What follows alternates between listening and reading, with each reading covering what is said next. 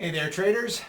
Welcome to Eightcap's Trading Zone. I am David Floyd, your guest analyst for the month of February. This is our third week together here, and it's been a lot of fun. We've obviously had a lot of market activity and a lot of volatility to trade, and I trust that you've been following along in these weekly updates where I'm profiling some of the key levels that I'm looking for to initiate trades. So without further ado, we're going to get into this week's video, but what I'm going to do is put it into full screen on just my screen and not me, and we're going to get started. So here we are with the S&P 500. As you could tell, this is pretty much my primary driving force, not only because it's a great market to trade both on an intraday and a swing trading basis, but usually what happens in the S&Ps and of course in 10-year notes drives other markets. And nothing could be more accurate lately than watching the S&P 500 reflect what's happening in the market, not only regarding interest rate policy, but also regarding geopolitical events as well. Now, what I want to do first, I want to start with a look back in what happened in the S&P literally on Friday, but also throughout last week. I had been profiling the 4470 level as support.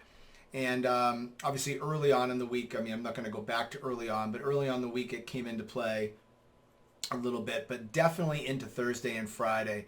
If we got below 44.70, and we toyed with it a little bit, but not late in the day, but about midday on Friday, we finally broke below. We had the news of a possible imminent invasion of Ukraine, and that was pretty much all the market needed to really get spooked.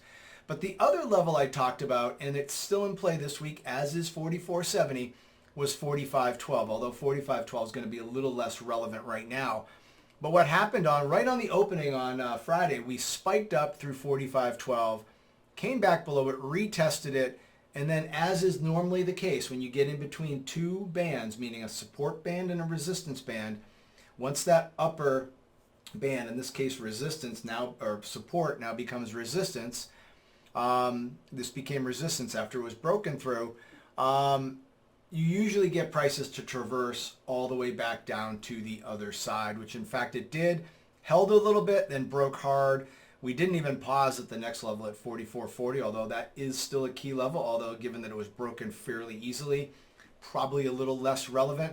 My focus is going to be coming into this level here, 43.76. Boy, if we get below that, wow, things really open up to the downside. We're probably heading down towards 4,300. So when we open futures on Sunday evening or Monday morning for those of you in Australia and Asia, that's going to be the key level.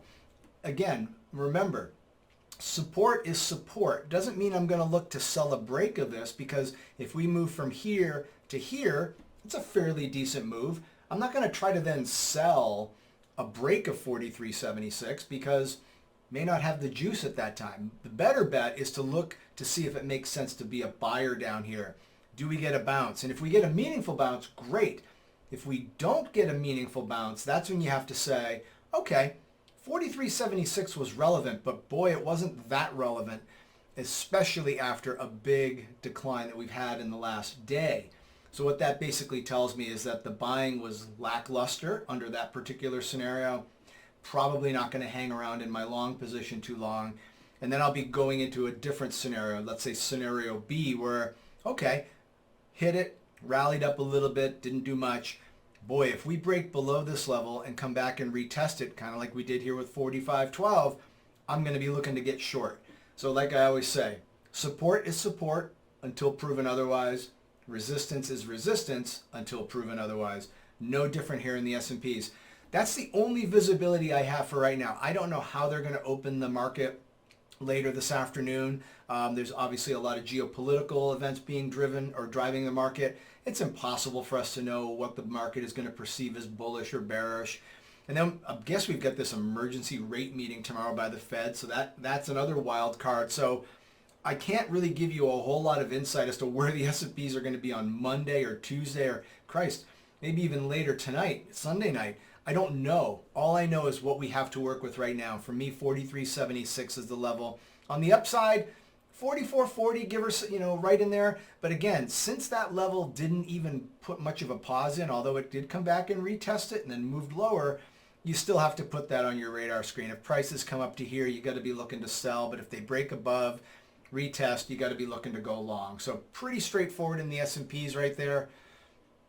Let's take a look at 10-year notes. Big session in 10-year notes on Friday. Really, really strong, and that's to be expected with all the geopolitical tensions. I'm going to pull up a 15-minute chart.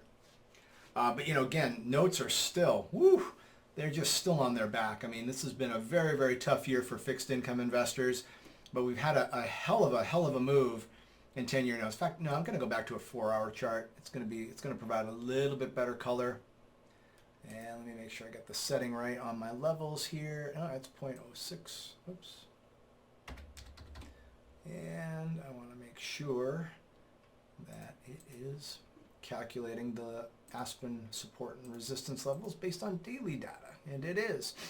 So again, nice big move off the lows, but my God, again, relative to where we've been, pretty ugly. So, my line in the sand here is 127.10. We get up to here, obviously I'm looking to short. It's been a great support. It was a great support level for a while until it wasn't. So I'd be looking to sell any rallies up into 127.10. But who knows? Maybe things are changing in the 10-year note market, and if we get above here and hold, then guess what? I'm bullish. I'm looking for 27.16, and then definitely up towards 128.07, 128.16. But boy, that's getting ahead of myself. But again, anything can happen in the market. But for right now, look to sell the rallies would be the way I would look at it. FX, wow. We did finally have some great moves last week in the euro and also in the New Zealand dollar, which we are still short. But man, oh man, did we get some crazy moves. Had a big move up in the euro middle to late in the week, and then we gave it all up. So for me, I'm looking at the euro right now as slightly bearish. We broke above back here, back on January 12th, back above 113.87, which was a bullish level. We came back below it. We rallied back up, came back above 113.77, but again, couldn't hold it. So guess what we're doing now? I'm going to be selling rallies in the euro up to 113.77, fully expecting that prices are going to come back in the days and weeks that follow all the way towards 111.29. So the euro is pretty straightforward for me. Bearish, look to sell rallies into this 113.77 level. As I noted already, we're already short New Zealand dollar. Basically looking for, further equity weakness, which will drive the Kiwi lower. We got short at the break here of 66.62. Wish I'd gotten short up here, but I did not. So we're only at 66.40. We did book partial profits down at 66.35 on Friday, and we have stops at break even. So, still got the potential to move down towards 65.84. Aussie dollar, similar pattern, very similar pattern. Big wick right up here, back below this green 71.52 level. Once we get back below 71.18, I'm bearish the Aussie dollar. And again, that's going to be a function of weak equity markets too. We have a weak equity market. Kiwi and Aussie dollar will be weaker to the downside. Then I'm just going to go through a couple of quick stocks that I know people are probably focused on, Tesla being the main one. I've been very clear for the whole month of January and February, but also since I started these videos with you folks. We don't get above 955 and certainly 925, 935. Tesla's going nowhere. This was an impulsive move down, to kind of borrow some terms from Elliott Wave and / classical technical analysis. We moved all the way down pretty quickly. That's a very feeble bounce. A lot of overlapping bars. Couldn't get above 955, and then boom, once we got below 880, I'm not kidding. It's not out of the question to go down to 555. It may not happen this week. It may not happen in the next month or two. But based on the way the Aspen support and resistance levels work, once we get below the upper band, in this case the purple band of 955, and we can't get above it, this is where we're going. That's our downside excursion target. Let's see if we get there. Obviously, I am not bullish on Tesla. Never have been. Momentum-driven stock largely. That doesn't make it wrong. It's still a vehicle to have made money in. But I largely don't trade stocks. I'm primarily futures and FX. But what Tesla does sometimes can impact the market. Right now, Tesla looks weak. Same thing with ARK. ARK is obviously kind of a derivative of Tesla. Again, big move lower, hardly a bounce here. We get back below, let's just call it the 70 level. lights out. Ark's going to start taking on more water. Nope, pardon the bad pun, but it's apt in this particular case. The last thing I'll leave you with is the Volatility Index, and I usually look at VXX. I find it to be quite helpful. And I'm just going to shrink up this chart a little bit so that it doesn't look so constrained. Again, these levels have been working like clockwork. We start to get up to the 2507 level, I start to get less bullish VXX, because remember, the Volatility Index is a mean reverting, it's not a trending instrument, as you can see. It's an instrument of spikes and retraces, But if we can get above 2367 and hold above that, that is bearish for the S&Ps, bullish for VXX and or the VIX.